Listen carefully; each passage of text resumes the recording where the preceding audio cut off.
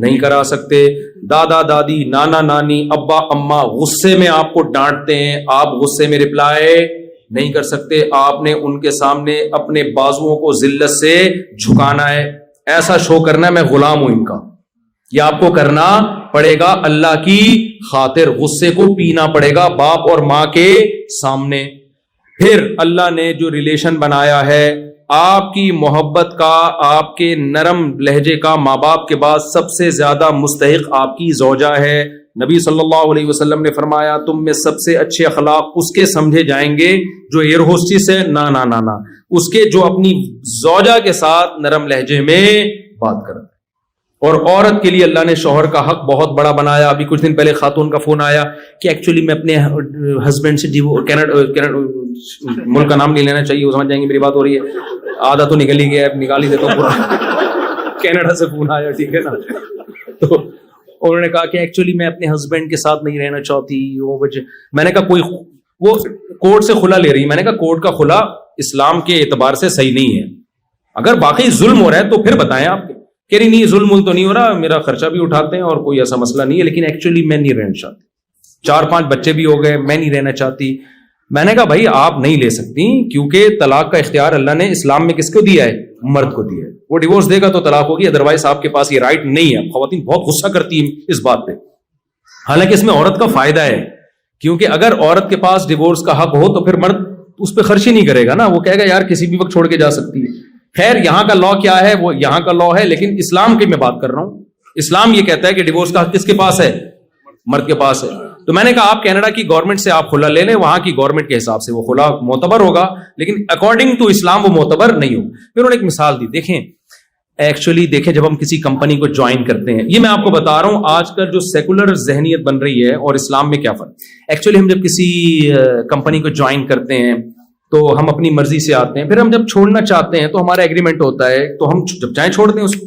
تو یہ شادی بھی تو ایک کانٹیکٹ ہے نا, ایگریمنٹ ہے نا, کہ ہم دونوں اکٹھے لائف گزاریں گے, ہمارے غم اور خوشیوں میں شریک ہوں گے. تو اب میں اس کانٹریکٹ کو ختم کرنا چاہتی ہوں, تو اس میں کیا خرابی ہے. میں نے کہا دیکھیں آپ کا جو میاں ہے وہ کمپنی نہیں ہے, وہ کوئی نیسلے کی کمپنی بولو یا شنگریلا کمپنی نہیں, وہ میاں ہے, وہ کہ کانٹریکٹ ہوا تھا, جب کانٹریکٹ ختم کر, میاں بھی جب چھوڑنا چاہتا ہے نا تو اس کے لیے بھی ایک طریقہ رکھا ہے. ایک طلاق ہے, پھر دوسری ہے, اور اگلے طہر میں ہے, اسی وقت نہیں دینی. اور اس میں بھی پہلے اللہ نے کہا کہ خاندانوں کو بٹھاؤ, جوڑ کی کوشش کرو, وہ بھی ناکام ہوتی ہے. تو پھر جو ہے اور بہت سارے پروسیس اسلام نے بتائے ہیں, محبت سے وغیرہ, بستر الگ کر دو, روٹھ جاؤ. اس کے بعد جا کے پھر رکھا ہے کہ مجبوری ہو تو پھر ایک دفعہ, اور اس میں بھی رجوع کا حق رکھا ہے اگلے مہینے, 3 مہینے سے پہلے ایک پروسیس بیان کیا, اور اس کو بھی اس سارے پروسیس کے بعد بھی ناپسندیدہ کیا ہے کہ اچھا کام نہیں کر رہا ہے, کوئی اپریشیٹ, ماشاءاللہ 6 عورتوں کو طلاقیں دے چکا ہے, اس کو ایوارڈ ملنا چاہیے, کوئی قابل تعریف کام بولو نہیں. اور آپ کے پاس تو رائٹ اس وقت ہے جب کوئی بیسک حقوق میں ڈنڈی مار رہا ہو, بیسک حقوق میں, تو اس کی بھی ایک ڈیٹیل ہے. ایسا نہیں ہے کہ وہ چھوٹی موٹی باتوں پہ جو ہے نا وہ کھلا لینا شروع کر دیں. تو میں نے کہا آپ اپنے میاں کو کمپنی سمجھ رہی ہیں, یہ نیسلے کی کمپنی بولو بھائی, یہ میاں ہے, اس کا ریلیشن ہے, اس کو راضی کریں گی تو جنت میں جائیں گی, یہ ناراض ہوگا تو جنت نہیں ملے گی. تو آج ریلیشن کیا ہو رہے ہیں, ختم, میری مرضی. جب میں, کیونکہ ریلیشن کو توڑنے کے لیے قربانی نہیں دینی پڑتی, جوڑنے کے لیے قربانی دینی پڑتی ہے. جس آدمی کی بیوی کو 20 سال 30 سال فالج رہا, اور کمال کی بات ہے وہ خود 99 سال میں فوت ہوئے ہیں ان کے ہسبینڈ. مجھے وہ حدیث یاد آئی, نبی نے فرمایا جو چاہتا ہے نا اپنی عمر میں برکت ہو وہ رشتہ داری جوڑے. تو بیوی سے بڑا تو رشتہ کوئی نہیں ہوتا. اس بندے نے 25-30 سال اپنی زوجہ کی خدمت کی بستر پہ, اللہ نے عمر کتنی لمبی دی, برکت دی عمر میں, اور بڑی اچھی لائف گزاری انہوں نے, خوش تھے. ہم کبھی بھی ٹینشن میں نہیں دیکھا ہم نے ان کو. ٹینشن میں ہوتے تو 99 سال میں مرتے کیا. ٹینشن والا آدمی خود بھی مرتا ہے اور دوسروں کو ٹینشن دے کے ان کی عمریں بھی کم کرتا ہے. جب بھی بیٹھا ہوگا نا جیسے توے پہ بیٹھا ہوا ہے, ٹھیک ہے نا, ٹینشن دے دے کے مارتا ہے لوگوں. تو اب انہوں نے کیا کیا میرے بھائی, دیکھو اللہ کا خوف تھا نا کہ ریلیشن, اسلام کیا چاہتا ہے, ریلیشن, تو مضبوط کیا ریلیشن کو. تو ریلیشن توڑنے کے لیے قربانی نہیں دینی پڑتی, ریلیشن جوڑنے. تو آپ یہاں رشتہ داری والے سسٹم کو مضبوط کریں.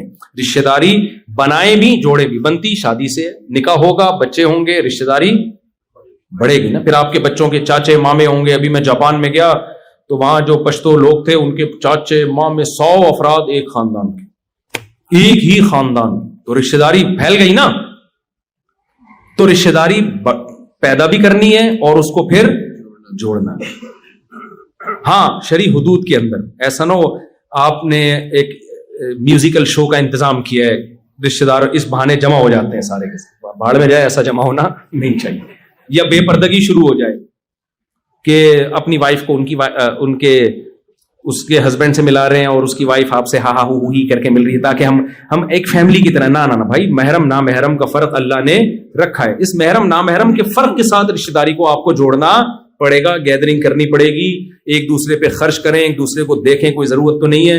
اللہ نے غیر مسلموں پہ بھی خرچ کرنے کا حکم دیا اور اپنے رشتہ داروں کو زیادہ فوکس کیا ہے. نبی نے فرمایا ایک صدقہ غیروں کو دیتے ہو اس سے ایک ثواب ملتا ہے, جب رشتہ داروں کو دو گے خرچ کرو گے تو دگنا ثواب ملے گا. کیوں؟ ایک صدقے کا, ایک رشتہ داری جوڑنے کا. کیونکہ پیسوں سے جتنا رشتے جڑتے ہیں دنیا میں کسی چیز سے نہیں. کتنا بھی روٹھا ہوا ہو نا, پیسے پکڑا دو اس کی جیب. کوئی بھی, آخری بات ہے, آخری مثال, پیسے سے جڑتا بھی ہے ٹوٹتا بھی ہے. آج کتنے لوگ ہمیں شکایت کرتے ہیں, یار ہمارے رشتہ دار آسٹریلیا آئے, پیسہ آ گیا, اب ہمیں سلام کرنا بھی انہوں نے چھوڑ دیا. جب پاکستان جاتے ہیں نا تو ان کو انسلٹ محسوس ہوتی ہے, یہ رکشے والا میرے پاس آ کے کیوں بیٹھ رہا ہے, یہ ٹماٹر والا ہے, یار یہ میرے سٹینڈرڈ کا نہیں ہے. او بھائی, آپ کا بھائی ہے, آپ کی بہن ہے, آپ کا چچا زاد ہے, آپ کا کزن ہے, آپ کی کزن ہے. آپ کو تکبر زیب یہ اللہ کی دین ہے, کسی کو زیادہ دیتا ہے کسی کو کم دیتا ہے. آپ نے ان کے ساتھ ذرا بھی اکڑ دکھائی نا, اللہ کی نظر میں فرعون بن جاؤ گے آپ. فرعون کے ساتھ ٹیکنیکل فالٹ کھوپڑی کا ہی تو تھا, پیسہ عزت آئی تو کھوپڑی نے کام کرنا چھوڑ دیا. تو رشتہ دار, ماں باپ کیسے ہی گنوار ہوں دیہاتی ہوں, آپ کتنے پڑھے لکھے ہو گئے بھائی, آپ ماں باپ سے آگے نہیں نکل سکتے. اصل انگلش آ جاتی ہے, ابا پنجابی بول رہے ہیں تو ابا ہی نہیں اچھے لگ رہے, یار یہ تو پینڈو ٹائپ کے ہیں, ان کو تو تمیز سے بات نہیں کرنا. او بھائی وہ آپ کا باپ ہے.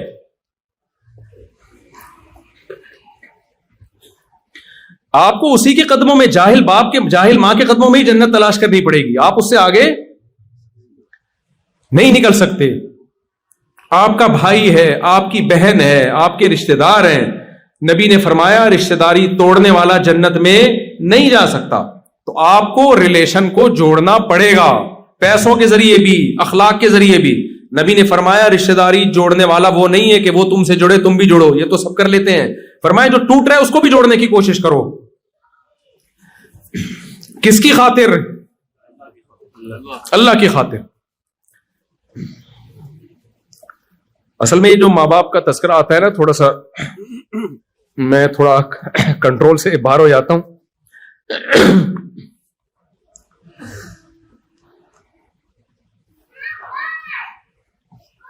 کیونکہ ہم نے تو دیکھا ہے نا ماں باپ کی محبت, تو مجھے بڑی حیرانگی ہوتی ہے کہ یار ماں باپ کو کیسے بھولتے ہیں لوگ.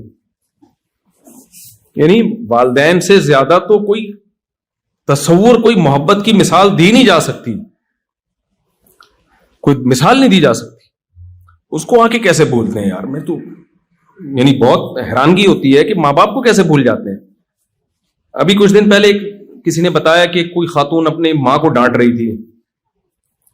اس بیچاری سے امیگریشن میں کوئی اس کو نہیں آ رہا ہوگا بورڈنگ کارڈ کیسے لگایا جاتا ہے, پڑھی لکھی نہیں ہے, تو اس کو سنا رہی ہے, گھنٹے سے سمجھا رہی ہوں. تو یار یہ تم پڑھے لکھ گئے ہو, وہ تھوڑی پڑھے لکھے. ایک باپ نے, بوڑھے باپ نے اپنے بیٹے سے پوچھا بڑھاپے میں نا, کیونکہ آج کل اولادوں کے پاس, بوڑھے ماں باپ کے پاس بیٹھنے کا ٹائم نہیں. کہتے اتنی دیر میں ہم لائف کو انجوائے کر لیتے, ان کی بڑھاپے میں انسان کی عقل صحیح کام نہیں کرتی ہے. تو ایک بوڑھے باپ نے اپنے بچے سے پوچھا بیٹا یہ کیا, کوا بیٹھا ہوا تھا. بیٹے نے کہا کوا ہے. پھر بھول گیا بیچارہ, پھر دوبارہ پوچھا, 2-3 دفعہ پوچھا. بیٹے کا میٹر, کیونکہ پڑھا لکھا بہت ہے نا, ایجوکیشن ہے, اور فضول سوالات سے ڈپریشن میں جاتا ہے. یہ فضول سوالات سے کس میں جاتا ہے؟ اس نے اسکول میں پڑھا ہے کہ فضول باتیں نہیں کرنے دو, نہ کرو نہ کسی سے سنو. تو اس کو 2-3 دفعہ میں غصہ آ گیا. بولا اندھے ہو ابا, نظر نہیں آ رہا. 100 دفعہ بولا کوا ہے, کیوں دماغ کھا رہے ہو میرا. باپ کو نا اپنا واقعہ یاد آ گیا. اس نے کہا بیٹا جب تو چھوٹا تھا نا, تو نے 10 دفعہ پوچھا تھا 10 دفعہ پوچھا تھا یہ کیا ہے، اور میری پیشانی پہ ایک دفعہ میں بھی لکیر بولو نہیں آئی. یہ ہوتا ہے. کتنا تنگ کرتے ہیں بچے ماں باپ کو. کیا ماں باپ عیدی سینٹر میں جمع کرا دیتے ہیں ان کو؟ وہ بھی تو کر سکتے تھے یار. یہ بہت تنگ کر رہا ہے. بیمار ہوتے ہیں بچے، سال سال تک بیمار رہتے ہیں، چیخنا چلانا، رات کو سونے نہیں دے رہے. کبھی ماں کو خیال آیا کہ عیدی سینٹر میں جمع کرا دوں؟ آپ کو کیسے خیال آتا ہے کہ بوڑھا ہو گیا تو اولڈ ہاؤس میں جمع کرا دوں اس کو میں؟ یہ کیسے خیال آ سکتا ہے بھائی آپ کو؟ وہ چیخ رہے تو آپ بھی چیخنا شروع کر دو اس کے سامنے. تو یہ اللہ کا حق ہے بھائی. یہ کس کا حق ہے؟ ماں باپ کی خدمت کرنا ماں باپ کا حق نہیں ہے. کس کا حق ہے؟ یہ اللہ کے کہنے پر ہم کر رہے ہوتے ہیں. اللہ نے آرڈر دیا ہے ہمیں.